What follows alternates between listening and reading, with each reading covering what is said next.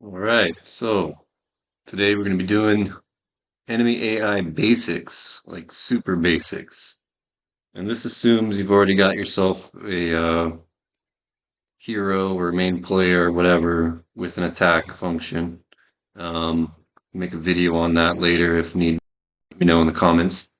But for now, even if you don't have it, you can just create any sort of character and play around, right? So yeah, there we go. So first thing you're going to want to do is make sure you have two separate sprites set up. One for your enemy. I'm doing a slime here, which I've got one direction here, which will be duplicated left and right with a minor animation between the two, like he's squishing. And then I've got a half version, which I've taken one eye out, as you can see, so I can make the forward. And using the other pieces here, I can do the backward or up and down. And then a hit version. And then the other one I've made, this is optional, you don't have to do this, but I like it, is to make a death splat or a death animation. So since he's a slime, presumably when you defeat him, he'll splat. So here's the splat. This is only 1/4 of it, which in Game Boy Studio, as I'm putting together the sprite, I can add in the other three parts. So if we take a look here at the death splat, as I said, it's in quarters. So there we go. Here's what the splat animation would look like. Right? It's 32 by 32. Collision bounding box doesn't really matter because I don't think the collisions are going to be set because we're going to be using it as a projectile. And if we go over to the enemy slime, you can see here I've got the 4 directions of movement, and then I've got the hit version, which is just 4 directions.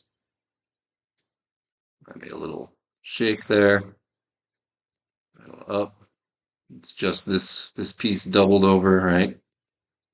Copy paste, use this one to flip it. And then the down is this piece doubled, right? The same thing here. You can see I've got him squishing,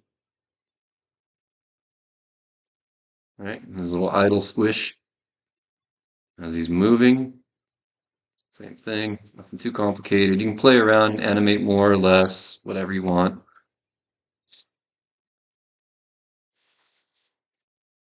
So once you've got your enemy sprite set up, set him in as an actor.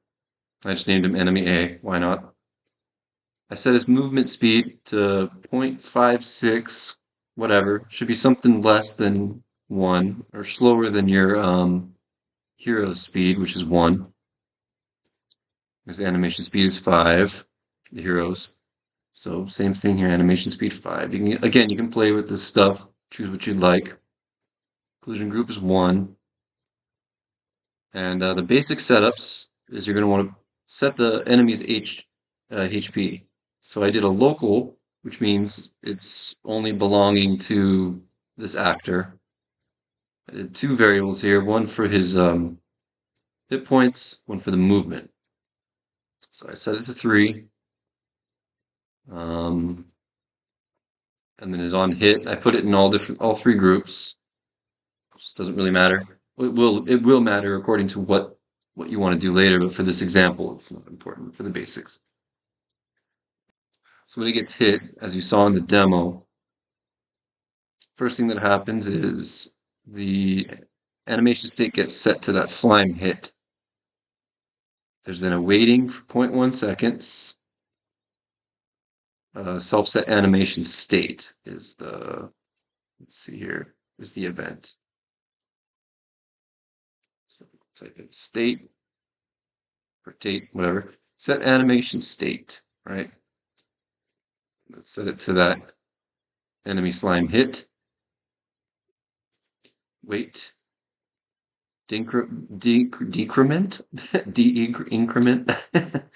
Decrement. Interesting word. There it is, variable decrement by 1, enemy A, HP, right? And then if variable compare with value. Let's make sure that's what this is. If variable compare with value. So if enemy A, HP less than 1, then here's the death splat. Launch projectile. Enemy sheet is, or the sprite sheet is the enemy death splat. Animation state for that is default. Source coming from self, which is the enemy A, right? What's going on there? Offset -8, because if you remember here, the sprite is an abnormally large size, right? So to center it over the enemy, you're going to want to offset it by 8. The direction doesn't matter because the speed is going to be none, meaning it's not moving anywhere. The lifetime, I put 1 second. Don't loop, don't destroy on hit. Occlusion group doesn't matter because it's not going to hit anything and it's not going to collide with anything. It's just an animation that's being shot out. And then afterwards deactivate self. So, and if it's not, you can put this in the else, but it doesn't really matter. I just leave it outside. It will skip over if, let's say, the HP is 2 or 3 or more. You're going to want to return the animation state to default. All right. And then here's the fun stuff. So once you've got the hit points and the hit animation set up, you're going to want to go to on update.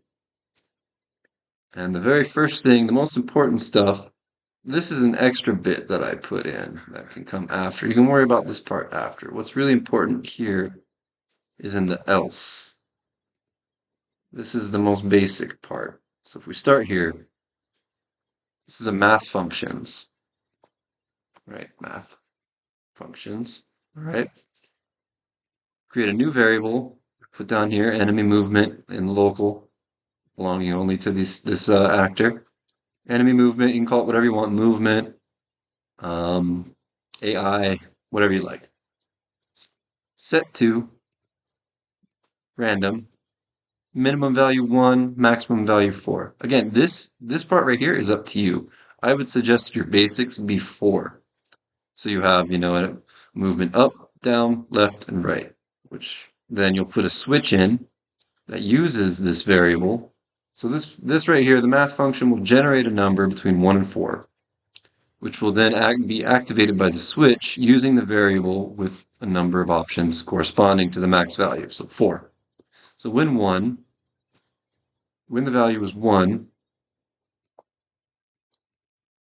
move relative, actor move relative, X. I moved it around just so it's not the same. I think I have a scene with, yeah, I've got a scene with several of them, so I moved them into different spots so the random wouldn't be too similar. So -1, 1, -1, 1, right? So you have all the different values of 1. This is the most basic. I'll get to the other stuff later. Use collusions is important. So that way when he's running around and you've got, your collusion set up for your scenery or whatnot, it won't walk off your scene or go somewhere ugly, mess it up. But the reason why, now that we've got this, the reason why I have this extra bit is because we're using collusions, meaning he's not going to hit your player. Only if you run into him will you actually get damage. So you have to do a little extra bit here that doesn't use collusions, right? So if actor distance from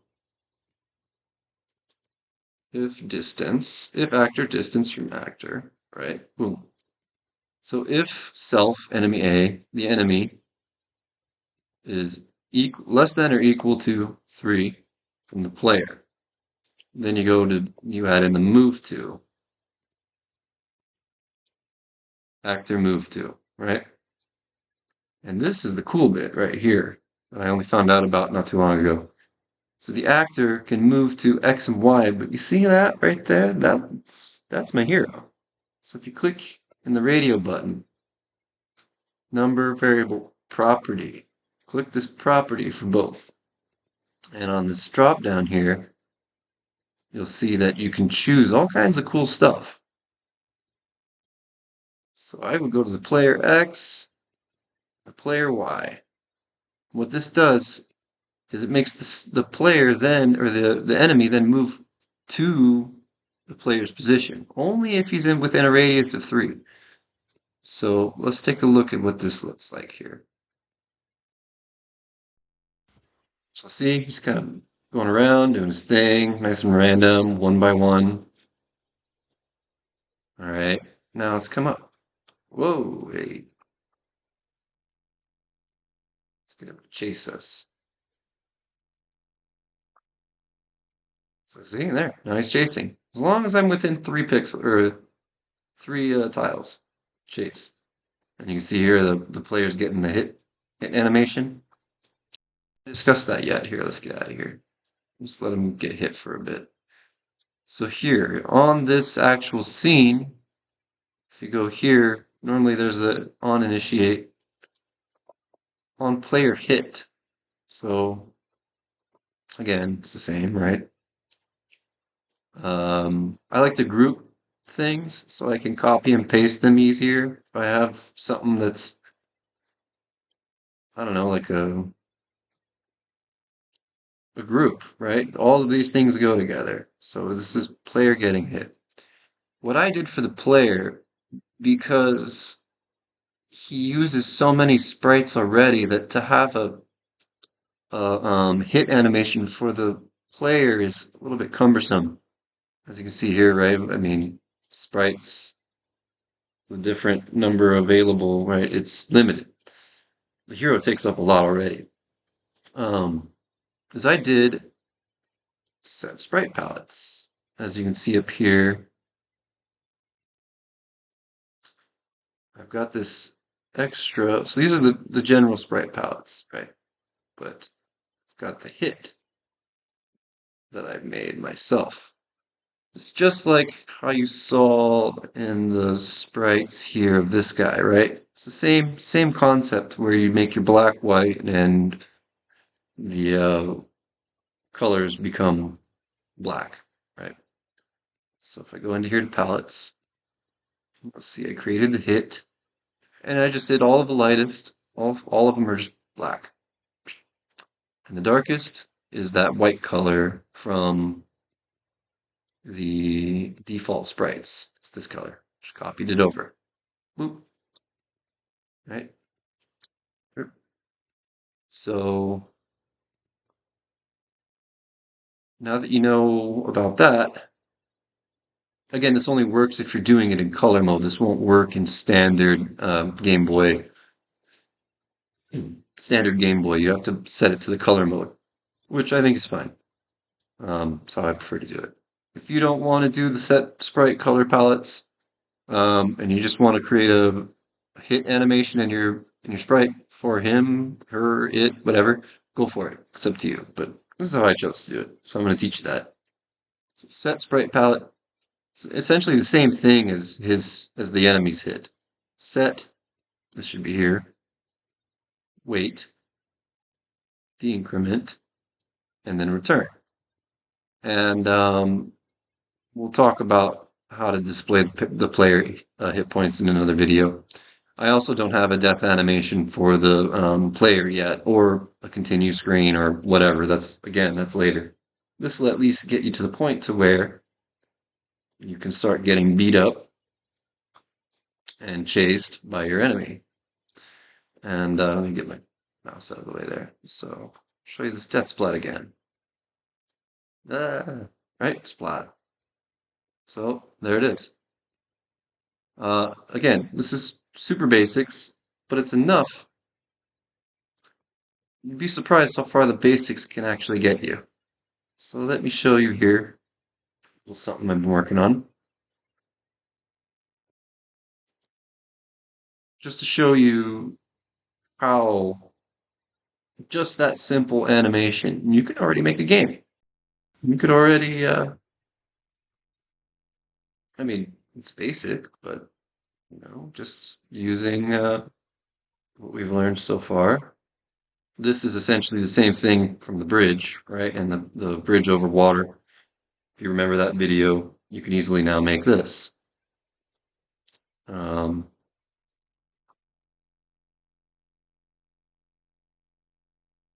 so yep, beat this guy up. Nice.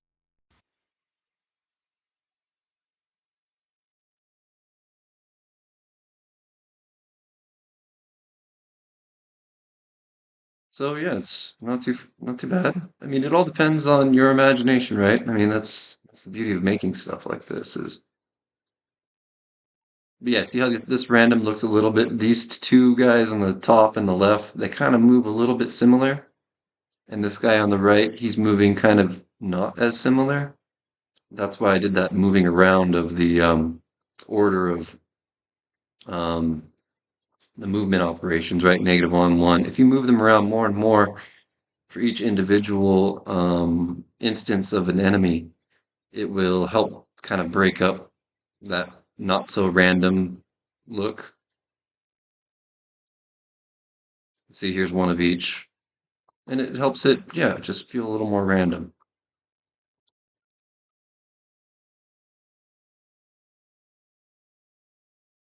Loving that death splat right there, too. That's great. Uh, let's just, oh, I tried to just run by that guy, but oh man, I'm gonna die soon. You know what? I got a little secret here. It's called the shift bar. All right. So ideally there would be a bigger slime here, right, for a boss, but I haven't gotten to that yet. That's much later. There's a lot of other stuff I got to cover before I get to that point. But I think you get the idea. Um, Enemy AI basics. So hopefully this helped. Any questions? Please let me know. And I'll be making more videos here shortly. Thanks, guys. Have a great day. All right, later.